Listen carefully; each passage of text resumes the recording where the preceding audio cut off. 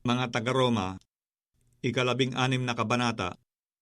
Ipinagtatagubilin ko sa inyo si Pebe na aking kapatid na babae, na lingkod sa iglesia na nasa Sencria, upang tanggapin ninyo siya sa Panginoon, ayon sa nararapat sa mga banal, at tulungan ninyo siya sa anumang bagay na magiging kailangan niya sa inyo, sapagkat siya na may naging katulong ng marami, at ng aking sarili naman. Batiin ninyo si Prisca at si Aquila na aking mga kamanggagawa kay Kristo Jesus, na ipinain ang kanilang mga leeg dahil sa aking buhay. Nasa kanila hindi lamang ako ang nagpapasalamat, kundi naman ang lahat ng mga iglesia ng mga Hintil. At batiin ninyo ang iglesia na nasa kanilang bahay. Batiin ninyo si Epeneto na minamahal ko, na siyang pangunahing bunga ng Asya kay Kristo. Batiin ninyo si Maria, na lubhang nagpagal sa inyo. Batiin ninyo si Andronico at si Junias, na aking mga kamag-anak, at mga kasama ko sa pagkabilanggo, na siya mga bantog sa mga apostol, at sila na may nangauna sa akin kay Kristo. Batiin ninyo si Ampliato na aking minamahal sa Panginoon. Batiin ninyo si Urbano na aming kamanggagawa kay Kristo, at si Estakis na minamahal ko. Batiin ninyo si Apeles na subok kay Kristo. Batiin ninyo ang mga kasambahay ni Aristobulo. Batiin ninyo si Herodion na aking kamag-anak. Batiin ninyo ang mga kasambahay ni Narciso, yaong nanga sa Panginoon. Batiin ninyo si Trifena at si Trifosa, na nangagpapagal sa Panginoon.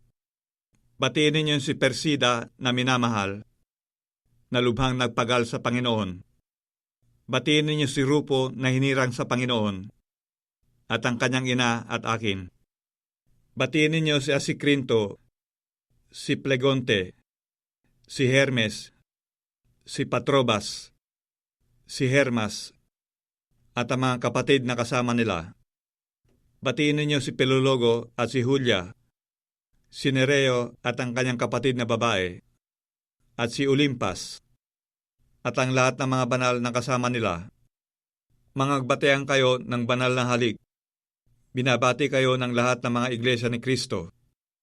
Ngayon ipinamamani ko sa inyo, mga kapatid, natandaan ninyo yung mga pinanggagalingan ng pagkabahabahagi ng mga katitusuran, laban sa mga aral na inyong pag-aralan at kayo'y magsilayo sa kanila, sapagat ang mga gayon ay hindi nagsisipaglingkod sa Kristong Panginoon, kundi sa kanilang sariling tiyan, at sa pamamagitan ng kanilang mabubuting pananalita at maiinom na mga talumpati ay dinadaya ang mga puso na walang malay, sapagat ang inyong pagtalima ay naging bantog sa lahat ng mga tao. Kaya't nagagalak ako tungkol sa inyo. Datapwat, ibig ko na kayo'y maging marunong sa kabutihan at musmus sa kasamaan. At si Satanas ay dudurugin ng Diyos ng kapayapaan sa madaling panahon sa ilalim ng inyong mga paa. Ang biyaya nawa ng ating Panginoon Hesukristo ay sumainyo. Binabati kayo ni Timoteo na aking kamanggagawa, at ni Lucio at ni Jason at ni Sosipatro na aking mga kamag-anak. Akong si Tercio, na sumulat ng sulat na ito, ay bumabati sa inyo sa Panginoon. Binabati kayo ni Gayo na pinanunuluyanan ko, at ng buong iglesia. Binabati kayo ni Erasto na ingat yaman ng bayan, at ng kapatid na si Cuatro. Ang biyaya ng ating Panginoon Hesukristo ay sumainyong lahat. Siya nawa. At ngayon sa Kanya na makapangyarihan na sa inyo'y makapagpapatibay ayon sa aking ebanghelyo at sa pangangaral ni Hesukristo, ayon sa pahayag ng hiwaga na natago sa katahimikan ng panahong walang hanggan.